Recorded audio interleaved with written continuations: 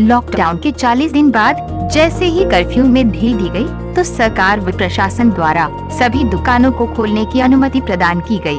सोमवार को बाजार में चहल पहल का माहौल देखने को मिला, साथ ही दूसरी ओर भीड़ भी देखने को मिली। अतिरिक्त पुलिस अधीक्षक रमन शर्मा ने बाजार का निरीक्षण किया और दुकानदारों और वाहन चालकों को हिदायत दी कि दुकानों में ज्यादा वर्कर न रखें और ट्रैफिक नियमों का पालन करें। उन्होंने कहा कि सामाजिक दूरी का विशेष रूप से ध्यान रखें, बिना मास्क किसी को भी सामान न दें। साथ ही उन्होंने कहा कि बिना आज्ञा के कोई भी वाहन चालक अपने वाहन को सड़क पर न उतारें। अगर कोई इन नियमों का उल्लंघन करता पाया जाता है तो उनके खिलाफ सख्त से सख्त कानूनी कार्यवाही अलग अलग धाराओं के साथ अमल में लाई जाएगी।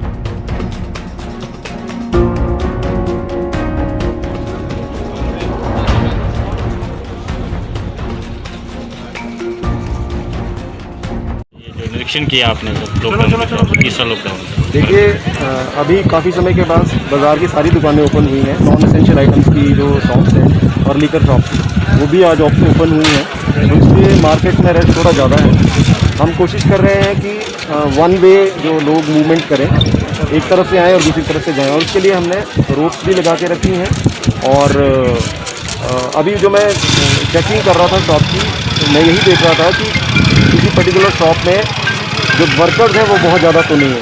हमने ये हिदायत करी है, क्योंकि यहाँ दुकानों का साइज़ छोटा है, तो एक मालिक के अलावा उसका एट ए टाइम एक वर्कर उसके साथ रह सकता है। और उनको हमने आज जिनके लोग ज़्यादा थे उनको हमने डायरेक्शन दी है कि वो एट ए टाइम एक आदमी और स्वयं प्रेजेंट रहे। सर, आप क्या संदेश देना चाहते हैं? देखिए, मैं तो यही कहूँगा अभी कि सरकार ने लॉकडाउन में रिलैक्सेशन दी है, इसका मतलब ये नहीं है कि सब ओपन हो गया है, खुली छूट हो गई। तो लोगों को ये ध्यान में रखना है कि अगर उनको काम है तभी वो आएँ, अदरवाइज़ हम लोगों को फाइन करना स्टार्ट करेंगे। 144 अभी भी लगी हुई है और 115 का जो 111 का जो उल्लंघन करेंगे उनके अगेंस्ट हम उनका फाइन करेंगे। सर, कुछ वाहन जो बाजार में घूम रहे हैं तो उनके खिलाफ क्या कार्रवाई? देखिए, जो बाजार में बिना परमिशन के घूम रहे हैं उनका हम चालान करेंगे और उनको इम्पाउंड करेंगे, और जो परमिशन के साथ है उनको तो डिस्ट्रिक्ट एडमिनिस्ट्रेशन द्वारा परमिशन मिली है। अगर सर कोई दुकानदार बिना मास्क के सर पाया जाता है सर, जो बिना मास्क के पाया जाता है उसका हम चालान कर सकते हैं और हम रिकमेंड करेंगे कि उसकी दुकान जो है बंद कर दी जाए। सर, जैसे लोग 10 से 15 किलोमीटर दूर से दुकानों में काम करने के लिए आते हैं, लेकिन सर पुलिस द्वारा रोका जाता है कि आपके पास पास नहीं है। सर, इसके लिए भी क्योंकि रोजगार की लोगों को जरूरत है, देखिए वो ऐसा उसके लिए है, क्या कोई अलग से कोई प्रावधान है सर? उसके लिए प्रावधान है। उसके लिए जो शॉपकीपर है वो अपनी तरफ से अप्लाई करे एसडीएम के पास कि हमारा वर्कर है, और वो उसका पास बना देंगे, इसमें तो कोई प्रॉब्लम नहीं है। सर, जब एसडीएम साहब के पास जाते तो वो ये कहते हैं कि जो प्राइवेट गाड़ी के लिए पास नहीं बनेगा। ऑनलाइन है, ऑनलाइन। लेकिन सर वहाँ पे एक ही दिन के लिए बनाया जाता था।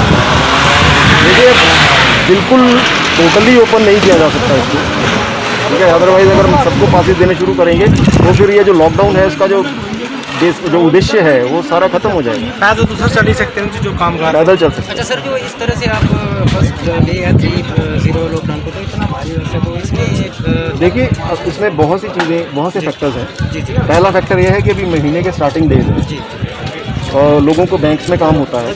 दूसरा, आज ऑफिसेज बहुत समय के बाद खुले हैं, सारे के सारे ऑफिसेज में 30% 40% की प्रेजेंस है, वो लोग भी यहाँ प्रेजेंट हैं।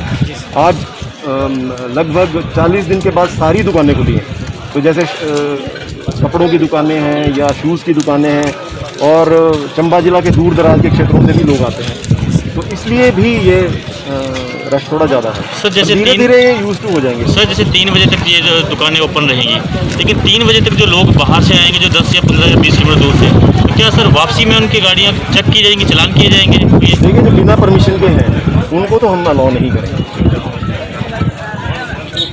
चंबा से हिमाचल क्राइम न्यूज़ के राजेश जेरी की रिपोर्ट।